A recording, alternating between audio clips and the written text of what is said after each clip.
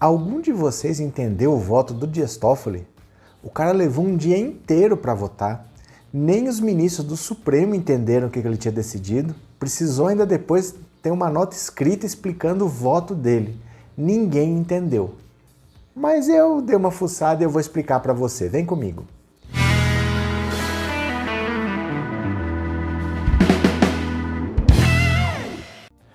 Olá, meus amigos, tudo bem com vocês? Que bom que vocês voltaram. Para quem está aqui pela primeira vez, seja muito bem-vindo, muito bem-vindo. Meu nome é Roberto Cardoso. Chegou pela primeira vez, já se inscreve no canal, dá essa força para a gente crescer e continuar levando informação para cada vez mais pessoas. Se você quiser contribuir com qualquer valor, aqui em cima tem o link do nosso Apoia-se, o link também está na descrição do vídeo. E se você quiser agora, tem a opção de ser membro do canal.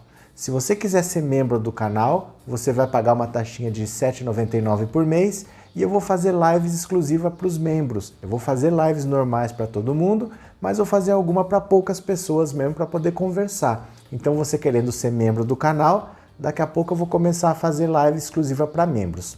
Fechado? Olha como são as coisas. O Dias Toffoli estava julgando aquela situação do COAF, né? Porque o Flávio Bolsonaro pediu para ele parar a investigação que estava sendo feita contra ele, no caso do Queiroz, das rachadinhas do gabinete dele, dizendo que no caso dele não tinha autorização judicial. Estavam investigando os dados bancários dele, que são sigilosos, sem uma autorização judicial prévia. E o Toffoli mandou parar. Só que quando parou a dele, no mesmo caso tinha mais de 5.000 investigações em andamento. Teve que parar todas. Então o Supremo se reuniu para decidir. No fim das contas, pode ou não pode? O COAF, que nem existe mais, agora chama o IFE, mas eu vou chamar de COAF do mesmo jeito. Vai valer qual decisão? Qual é o entendimento? Pode consultar dados bancários procurando fraude sem autorização judicial ou precisa da autorização judicial? Para você entender o voto do Dias Toffoli, você tem que ter duas coisas em mente. Uma é, estavam julgando o caso do Flávio Bolsonaro em particular, né? Todo mundo prestou atenção nisso. Mas tinha um outro motivo muito importante que provocou esse voto de dia inteiro do Dias Toffoli, que eu preciso que você entenda primeiro esse vídeo aqui para entender o que o Dias Toffoli fez. Dá uma olhadinha. Claro, o Paulo Guedes estava na sala, me puxa, me chama, e fala assim, Bebiano, eu quero conversar com você um negócio aqui importante. E foi a primeira vez que o Paulo Guedes mencionou que estava conversando com o Sérgio Moro. Ele me contou que já tinha tido 5 a 6 conversas com o Sérgio Moro.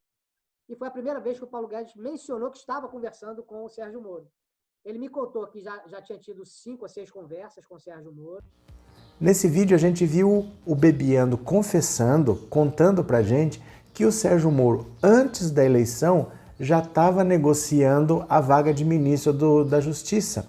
Então assim, não é que simplesmente depois de eleito o Bolsonaro convidou. Antes, enquanto ele ainda era juiz, antes de ser eleito, eles já estavam negociando o cargo. Todo mundo prestou atenção nisso, mas não prestou atenção num outro detalhe. O Bebiano disse que ele estava negociando com o Paulo Guedes. O Paulo Guedes não é político. O Paulo Guedes não faz articulação política.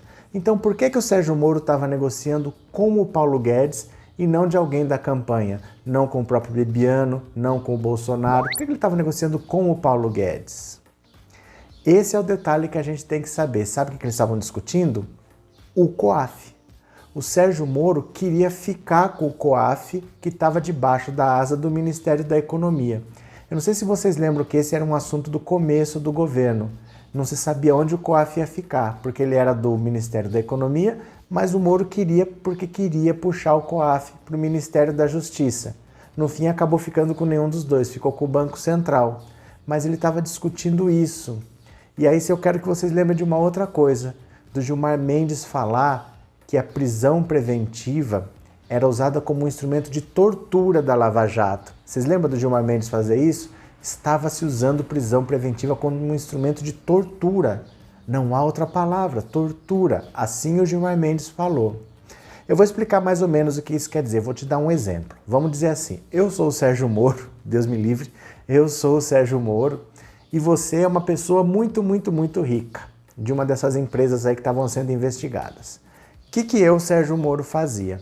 Eu via que dava para tirar dinheiro de você eu chegava lá e decretava sua prisão preventiva. Alegava um motivo lá qualquer e mandava prender você. Aí os meus emissários iam lá até você e falavam, olha, tá pintando para você aí uma condenação a 20 anos de prisão e uma multa de 20 milhões de reais para você pagar. Mas você faz uma delação premiada do jeito que a gente quer, tá? Dizendo as coisas que a gente quer que você diga. E nós vamos fazer o seguinte, você vai pagar 5 milhões para o advogado, vai nossa multa de 20. Nós vamos baixar a sua multa de 20 para 5. Então você vai pagar 5 do advogado, 5 de multa, você vai economizar 10. E a sua pena de 20, a gente baixa para 2, e isso aí você vai cumprir em casa, você nem vai preso, você topa. A maioria topava e entrava um monte de dinheiro para eles nisso daí. Mas tinham os caras que não topavam, porque como prendia assim meio sem motivo, era só para prender e torturar a pessoa, tinha gente que pensava, não, eu não vou ficar preso 20 anos porque eu não fiz nada demais, isso não vai acontecer comigo. Aí é que vinha o passo seguinte da tortura, que era usar o COAF. Você estava sendo investigado nesse caso, né? Mas o que eles mandavam fazer? Ia lá no COAF, falaram, olha, eu quero os dados de movimentação bancária da esposa do fulano, do filho do fulano, da filha, do pai, da mãe, da avó, da bisavó, da tataravó, da nananavó. Eu quero os dados de todo mundo. Aí chegava para a pessoa e falava, tem uma movimentação esquisita aqui da sua filha, hein? Ia ser muito chato se você cumprisse pena nessa cela aqui e a sua filha começasse a cumprir pena naquela outra. Que coisa chata. A pessoa cedia. Aí a pessoa fazia a delação que eles queriam. Era assim que funcionava. A Vaza Jato revelou isso pra gente, que era uma fábrica de delações. O próprio Gilmar Mendes falou, usava-se a Lava Jato como instrumento de tortura e fábrica de delações. O próprio Gilmar Mendes disse isso. Então, o grande dilema que ficou na cabeça do Toffoli foi, eu tenho duas situações. As duas, eu tô vendo aqui assim, usaram dados do COAF. Quer colocar Deltan Dallagnol e Sérgio Moro na cadeia. Não por causa da gente, não por causa do Lula, mas porque essa história de usar o COAF como instrumento de tortura, eles estavam usando contra os ministros do Supremo. Não chegaram a chantagear, mas eles estavam pegando dados para deixar aqui na mão.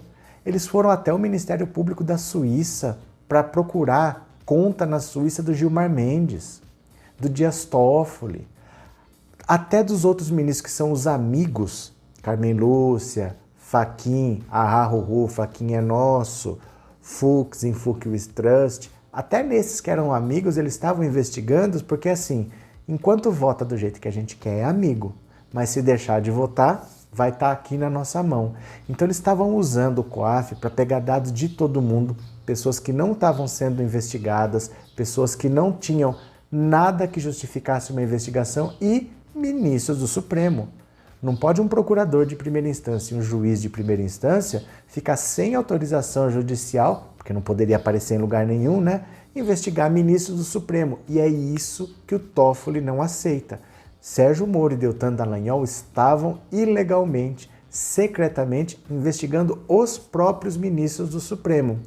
Então ele tinha que tomar uma decisão que deixasse andar. No caso do Flávio Bolsonaro, que não tinha autorização, mas que barrasse a investigação no caso do Moro e do Dallagnol, que também não tinha autorização judicial. O que ele fez então? Ele pediu os dados bancários de 600 mil pessoas, os relatórios de 600 mil pessoas do COAF. Eu já vou explicar por que ele fez isso. Quando perguntaram para que ele estava fazendo isso, ele falou simplesmente, não, eu quero entender como que o COAF funciona. Mas assim, se ele quiser saber como que o COAF funciona, ele não precisa pegar dado de ninguém. Ele pergunta para alguém. Ele vai lá e fala, ô COAF, como é que você faz aí? Não, mas ele fez isso também. A dúvida dele era o seguinte, como que o COAF descobre uma movimentação atípica? É baseado em que tipo de relatório? E o COAF explicou para ele assim, olha, nós temos dois tipos de relatório. Um detalhado, que traz tudo, movimentação por movimentação. Você vê um centavo que entrou, que saiu da conta da pessoa. E nós temos um outro que é um resumo. É um relatório mais genérico, ele só tem um resumo das movimentações. Aí ele perguntou, no caso do Flávio Bolsonaro, que relatório vocês usaram? Aí o COAF respondeu, sempre que a gente localiza uma movimentação atípica, é baseado no relatório genérico. A gente não precisa de uma por uma para identificar, não. Com o genérico já dá. Aí ele falou, é isso que eu preciso saber. Aí o voto dele foi baseado no seguinte. No caso do Flávio Bolsonaro, como se usou um relatório que é o genérico, aquele que só tem um resumo das transações, esse que pega a movimentação atípica de todo mundo, que o COAF sempre usou, para esse não precisa de autorização judicial, então o Flávio Bolsonaro está na reta, no caso dele a investigação pode andar. Já o relatório detalhado, esse só com autorização judicial. E como é lógico que o Sérgio Moro e o Dallagnol tinham o detalhado com dado por dado, no caso deles é ilegal e eles vão ter que responder. Essa foi a solução que ele achou e é uma solução muito inteligente, porque ele vai fazer a investigação andar no caso do Flávio Bolsonaro e depois ele vai para cima do Deltan Dallagnol e do Sérgio Moro, que ele quer botar os dois na cadeia. Mas aí é que tá. Para que ele pediu o dado de 600 mil pessoas então? Isso não tem nada a ver. Para que ele fez isso? Ele fez isso para realmente gerar em todos os deputados, em todos os políticos, a reação que gerou. Como assim esse cara vai pegar os dados de todo mundo? Ele vai ter acesso aos dados de todo mundo? Por que ele está fazendo isso? Ficou todo mundo indignado, não é? Ele fez isso já para preparar o terreno, porque como ele vai investigar o Sérgio Moro e o Deltan Dallagnol, vai ter os lavajatistas que vão querer defender. Só que agora ele já mostrou para todo mundo o quanto é ruim quando é com a gente. Eles sentiram na pele o que foi alguém pegar os dados dele e ter acesso a tudo. E ele vai falar, olha, eu fiz isso, eu não olhei os dados de ninguém, eu fiz pela maneira legal, todo mundo sabia, com autorização, e vocês não gostaram. E vocês foram contra e vocês se preocuparam. Agora vocês vão querer passar pano para esse cara que fez tudo ilegalmente, sem autorização judicial e secretamente, vocês vão passar pano? As pessoas não vão ter argumento. E ele vai poder fazer o que ele quiser com o Dallagnol e com o Sérgio Moro. Essa é que foi a estratégia. Ele levou um dia para tentar explicar isso, porque ele não explica em português, ele explica em juridiquês, né? Falando do artigo tal, da linha tal, do código tal, da regra tal. Mas no fundo, o que ele fez foi isso. Ele tinha uma situação que ele não podia simplesmente falar, pode fazer sem autorização judicial. Aí podia ir para cima do Flávio, mas ele liberava o Sérgio Moro e o Dallagnol. E ele também não poderia falar, não pode sem autorização, pegava o Dallagnol e o Sérgio Moro, mas liberava o Flávio. Então ele teve que tomar uma decisão que atendesse os dois casos. E ele conseguiu, e ele provocou nos deputados, nos senadores, em todos os políticos, a sensação que ele queria que eles tivessem. Ele não foi devassado sem autorização, todo mundo sentiu na pele o que é ser devassado, todo mundo viu o desconforto que é. Então quando ele for para cima do Dallagnol e do Sérgio Moro, ninguém vai ter argumento para defender, porque todo mundo foi contra ele ter os dados, mesmo legalmente, mesmo com autorização. Mesmo assim as pessoas foram contra, então ninguém vai ter argumento depois para defender Sérgio Moro e Deltan Dallagnol. Será que ficou um pouco claro? É uma coisa meio técnica o que aconteceu, mas ele foi muito esperto, porque se ele simplesmente fala, ah não, vamos pegar o Flávio Bolsonaro e pode pedir sem autorização, ele ia deixar escapar o Sérgio Moro e o Dallagnol. Se ele faz o contrário e fala, não pode, vocês não podiam ter investigado porque vocês não tinham autorização judicial, ele dá razão para o Flávio Bolsonaro. Então ele conseguiu achar uma solução que atendesse nos dois casos. Ele vai poder investigar o Flávio Bolsonaro e ele vai poder investigar o Sérgio Moro e o Deltan Dallagnol. Ah, mas o Sérgio Moro é juiz, ele tem foro privilegiado. Foro privilegiado, sabe o que quer dizer?